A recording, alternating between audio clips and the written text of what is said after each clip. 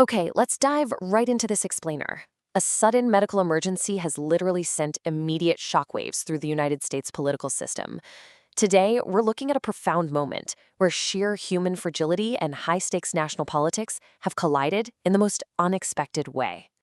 To really understand the ripple effects of this event, we're going to follow a pretty straightforward path today. First, a sudden shock. Second, the medical cause explained. Third, a sister steps up. And finally, the scramble for the Senate. All right, part one, a sudden shock. Let's start right at the epicenter of this whole thing with the completely unexpected passing of a highly visible political figure. America is not going to lose her freedom on our watch. You know, that quote, which he delivered during a Celebration of Liberty event at First Baptist Church in Columbia, really perfectly captures Senator Lindsey Graham's public persona. I mean, as a prominent foreign policy hawk who served in the U.S. Senate since 2003, Graham was an absolute fixture in American politics. He was a staunch defender of his vision for American security, a key ally to Donald Trump, and, without a doubt, a major driving force in the Republican Party. And what's so jarring here is just how rapidly his final days progressed. Look at this timeline. On July 4th, 2026, he's on an international trip visiting Ukraine. On July 9th, he celebrates his 71st birthday. And then just 2 days later, on the evening of July 11th at 8:30 p.m., EMS is called to his Capitol Hill home for chest pains. By 8:55 p.m., cardiac arrest is reported in progress. Because there were literally zero public concerns about his health prior to this, the suddenness of it all was just incredibly shocking. Moving on to part two, the medical cause explained. We really need to shift our focus for a second from the political news cycle to the actual medical science behind this tragedy. The District of Columbia medical examiner identified the preliminary cause of death as an aortic dissection. Now, what does that actually mean? Well, it's a catastrophic cardiovascular event. Basically, blood pushes through a break in the lining of the aorta, which is the largest artery in the body, and it literally separates the middle layer from the outer layer. And what's fascinating and, frankly, terrifying is how the exact location of that tear dictates everything about the severity and the treatment. So a Stanford type A dissection occurs in the ascending aorta, right near the heart. This is an absolute drop-everything emergency requiring immediate open-heart surgery. Without it, half of patients die within 2 days. On the flip side, you have a type B dissection. That happens further down in the descending aorta and can actually often be managed just by lowering blood pressure and using fabric-covered stents.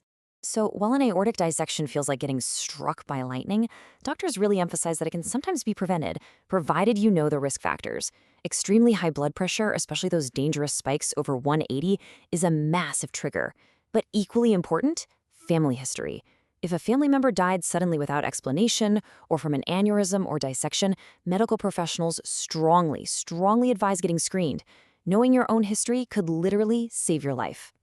Which brings us to part three. A sister steps up. This sudden medical failure immediately triggered the first localized ripple effect in South Carolina, resulting in a deeply personal and historic political succession. To really grasp the appointment of Darline Graham Nordone, we have to talk about the unique, powerful bond she shared with her brother. Their parents ran a restaurant and pool hall in central South Carolina, but they tragically passed away when Darline was just a kid. Her mom passed from Hodgkin's lymphoma, and her dad just 15 months later from a heart attack. Lindsey, who was about 9 years older, stepped right in to raise her and eventually legally adopted her before he joined the Air Force. So while her brother was off pursuing national politics, Darline was busy building a really robust career in public administration, most recently serving as the commissioner and agency head of the South Carolina Commission for the Blind. It is such a privilege to get to finish some of his important work. Just a powerful sentiment.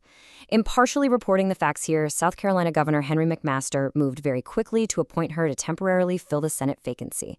And, backed by an endorsement from Donald Trump, Darline Graham Nordone accepted the role to finish her brother's term through early 2027. Upon being sworn in, she actually becomes the very first woman ever to represent South Carolina in the United States Senate.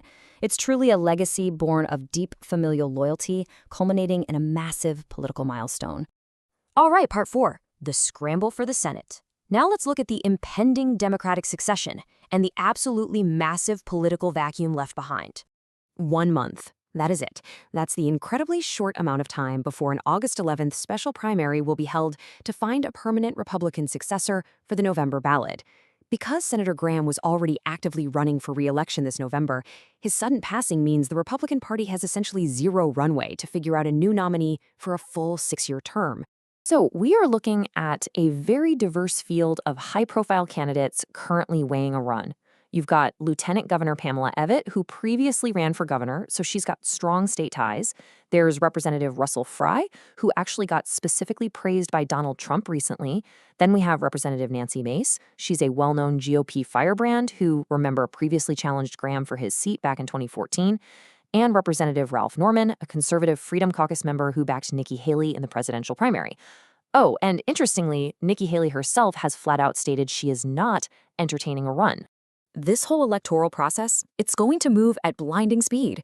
I mean, candidates have a razor-thin filing window of exactly 1 week, just between July 21st and July 28th. The special primary hits immediately after that on August 11th. If nobody manages to get a majority, well, they face a runoff just 2 weeks later on August 25th. And whoever survives this absolute sprint is going to face Democrat Annie Andrews in the general election on November 3rd. It is a lightning-fast reshaping of the entire 2026 election landscape in South Carolina.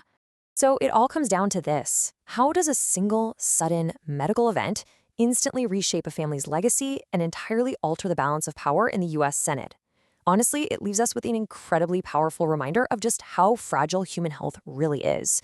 An aortic dissection, a biological failure that takes mere minutes, not only ended a decades-long political career, but it elevated a sister to a historic position and threw an entire state's electoral future into high gear. It shows us exactly how quickly the political realities of an entire nation can pivot on a single, ordinary day. Thank you so much for joining me for this explainer, and definitely keep this rapid timeline in mind as you watch the news unfold over the coming month.